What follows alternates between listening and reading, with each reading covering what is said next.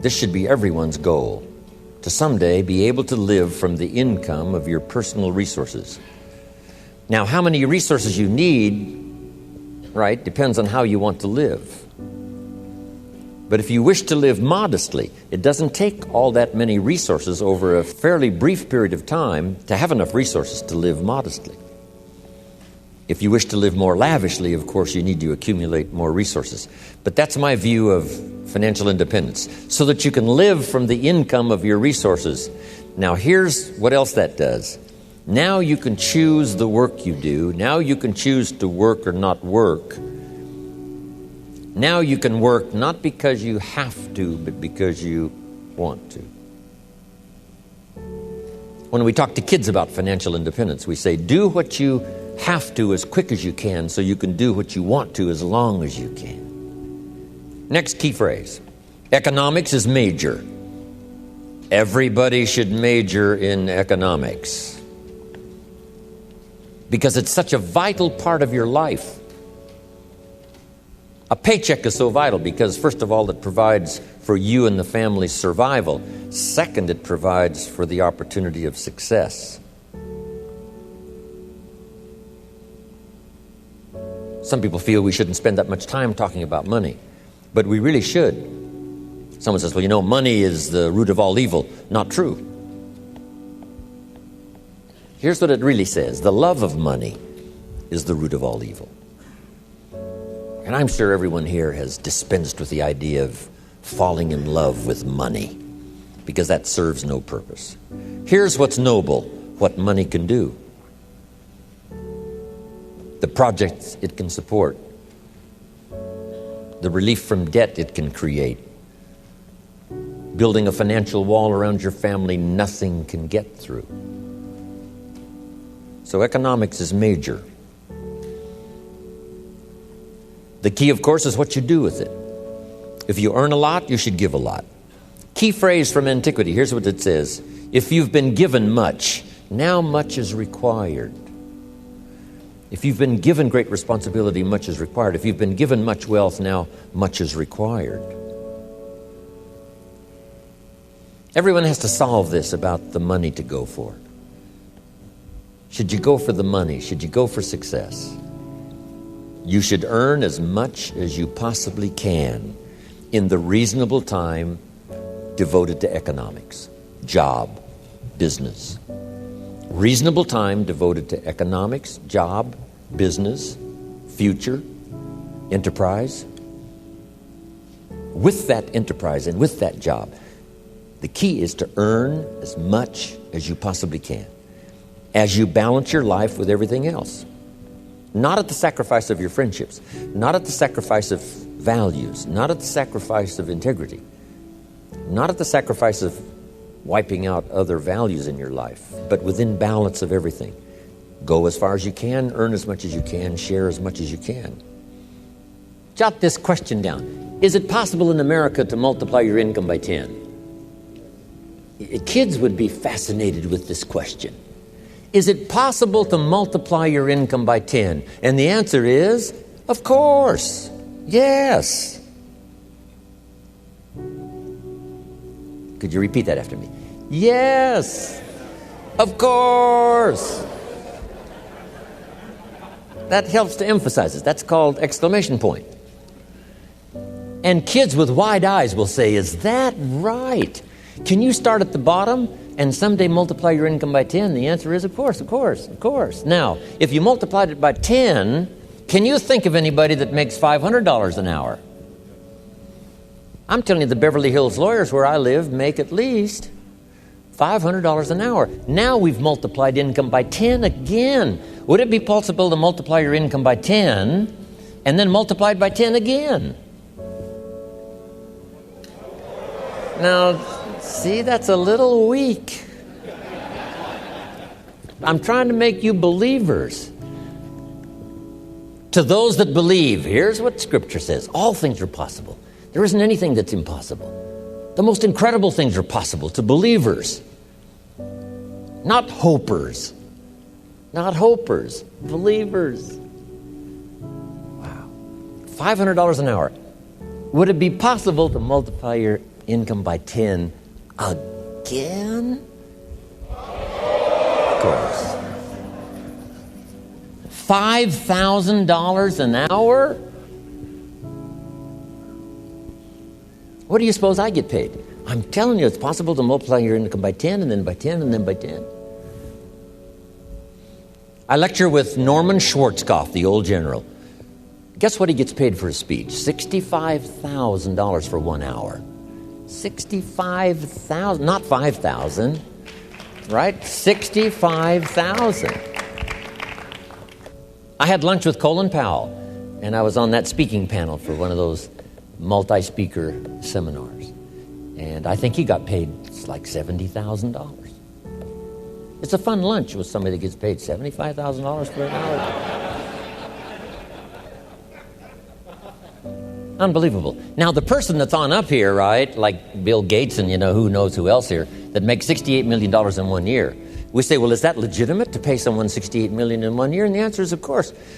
If they helped the company make $1 billion last year, would the company pay them $68 million? And the answer is yes, it's chicken feed. It ain't that much. Key phrase to jot down, everything is relative. Everything is relative. What might seem like a lot now, I'm telling you, some time from now for you won't seem that much. You say, wow, I was a small thinker back then, thinking, $4,000 a month was a lot of money. $8,000 a month was really something. I remember those days when $8,000 a month was unbelievable. And then $15,000 a month. Wow, I couldn't believe it. How about $20,000 a month? Incomprehensible. And I flew on by that. How about $30,000 a month? I flew on by that. Unbelievable. How about 50? How about 80,000 a month? I remember when I went right on by. It was incredible.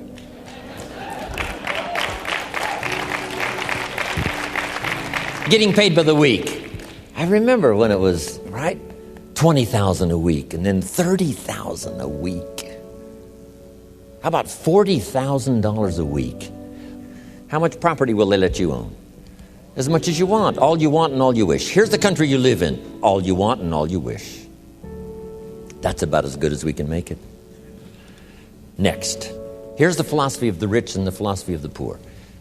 First, the philosophy of the poor. Poor people, now this is not demeaning now. This is simply people of modest means. People of modest means tend to spend their money and invest what's left. If they have anything left over, they might save it or invest it. That's the philosophy, the poor philosophy. To spend your money, save what's left. Here's the philosophy of the rich. To invest your money and spend what's left. It's the same money. It's just a different attitude and a different philosophy. Either spend your money, save what's left, or invest your money, spend what's left. Now, here certainly is the better philosophy, to invest your money and spend what's left. I say figure out what you think is best for you and try that. Part of it's a matter of age. At my age now, you make more conservative investments. Younger, you make bolder investments that could pay big dividends if it cashed in well. But a mixture of things that have a chance to have some good growth. But I think you have to decide your own aversion to risk, whether or not you can really tolerate it. I remember when those discoveries started coming out, if you paid off your home in 15 years instead of 30, by adding one more payment a year, some simple plan, you saved more than the price of the house. Everybody said, whoa, just with some better information. Now, some people really don't care as long as their payments are low. They'll pay the extra price of the house just because the payments are low. And that's one philosophy. But it's not a good one. And if you're got credit cards, right, that are at 14% and 16%, if you pay off those, it's hard to find an investment, especially these days, that'll pay that kind of return. So paying off your credit cards, and paying off your home in 15 years instead of 30. Of course, now you can buy a home, get a 15-year mortgage. Why not save? Why not be prudent? Why not be careful? It's good practice. Even if you're rich, it's just good practice to be as prudent as you can, not to be stingy, not to try to cheat somebody, but to do wise things with your resources. Two things, the big challenge in Life Adventure 1. The full development of all of your potential, that's number one. Second is the wise use of all your resources, including your money and your time, which are two of the major resources, how to use your time and how to use your money. But teaching kids proper philosophy, it's important not to have a savings account. It's important to have an investment account. Just a change in terminology. It's the same money, but it depends on whether you put it in an investment account or a savings account. All kids need is just one or two little lessons, and they can say, well, it'd be a lot better to put it in an investment account instead of a savings account. I mean, that doesn't take 10 years of college to figure out. Sometimes you got to have some help. Go to somebody and say, look, here's how deep I'm in, and here's the real deal. What could I do? Find somebody who's got some good alternate plans. If you go this way, it's a bit severe. Maybe the family can't quite tolerate that severe a program.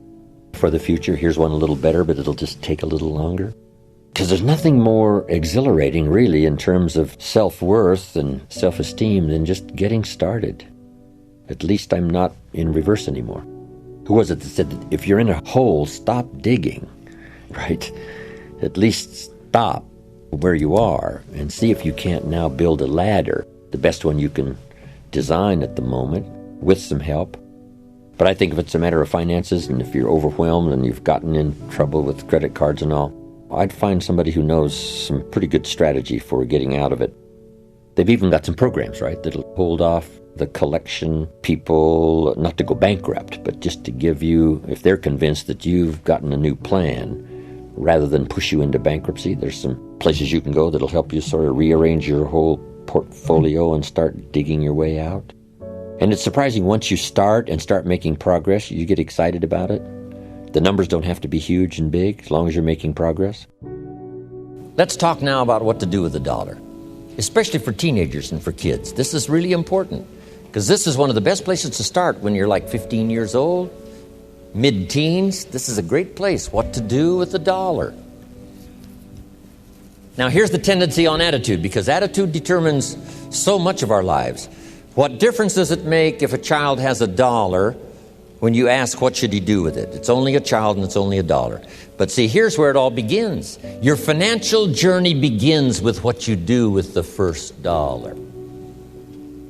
That's where it begins. Now, sure, you can do the wrong things and finally correct that and get on a better path, but it all begins on what you do with your resources. Jot this phrase down. It's one of the best for the weekend. Here's the two challenges of life. Number one, the development of our full potential. That's challenge number one. Challenge number two is the wise use of all our resources. That sums up life in general. The development of all of our potential and the wise use of all our resources. One of our resources is time, and we talked about that. Now we're going to talk about the wise resource called money. And let me share with you now a little plan. Because when I met Shof, and he asked me about my financial condition, he said, how much money have you saved and invested the last 6 years? And I said 0. He said, not a good number. Here's what I told him. If I had more money, I'd have a better plan. Now, jot this down, because here's what he said. If you had a better plan, you would have more money. Next key phrase, it's not the amount that counts, it's the plan that counts. So let's start with something now as seemingly as small as $1. What should you do with it? Here's what we teach, teenagers especially. You should never spend more than 70 cents. Never spend more than 70 cents of each dollar you earn, or each dollar that comes your way, by gift or by labor. Now, you've got to have some plan what to do with your dollar. I've developed this little plan simply for suggestion, and then you've got to do the rest to revise it and do whatever you want to with it. But here's what I teach. Never spend more than 70 cents. You got to pick something, some number. This is the best one I could figure out. Now we've got another 10 cents and another 10 cents and another 10 cents. which is the 30, plus the 70, which is the full dollar. So we spend nothing more than 70 cents. Now, what do we do with the other 30? Here's some of the most important information. 10 cents is for charity, or for church, or whatever worthy projects you think you might engage in. Here's one of the best things to teach kids: generosity. Because first we're going to teach abundance, to provide more than you could use for yourself. The be fruitful philosophy means to produce more than you need, so you have more than necessity. You have some to share. Some churches teach a 10%, a tithe they call it, which is fine. The key is to either administer this 10 cents yourself or to give it to some institution, a church or whatever, and let them spread it around. Let them put it where it's needed. Now, if you're going to give to some charity or church, you must let them take you on the tour and show you where it goes. Okay, if you part with the money, let them give you the tour. Here's where the 10% goes if you're going to tithe. Because now that gives you great joy to give 10%. Because you say, hey, here's what it's doing, here's what it's doing, here's where it's going, here's who gets it. Okay? Now, the next 10 cents is called the use of capital. Here's what capital and capitalism is. So jot this down. Capital is any value you set aside. Capital is any value you set aside to be invested in an enterprise that brings value to the marketplace, hoping to make a profit. That's what capital and capitalism is. I can say it in one sentence. Capital is any value you set aside to be invested in an enterprise that brings value to the marketplace, hoping to make a profit. Now, the capital is the value you set aside. Taking capital and investing it in an enterprise and bringing the value to the marketplace we call capitalism. Capital and capitalism. Now, who can understand this? First of all, the farmers understand it. Here's what seed corn is. It's capital. It's seed corn means the seed that you set aside to be planted in the ground, take care of in the summer, hoping to have a profit and a harvest in the fall. So the farmer sets aside his seed corn. Question, would he let his family eat it? No, this seed is not to be eaten. It's to be invested in the ground, to take a risk, cared for in the summer, harvested and multiplied in the fall. That's it. Now, the same is true of some of your money. If you set aside, and I suggest, part of your capital should be set aside for an enterprise to show a profit.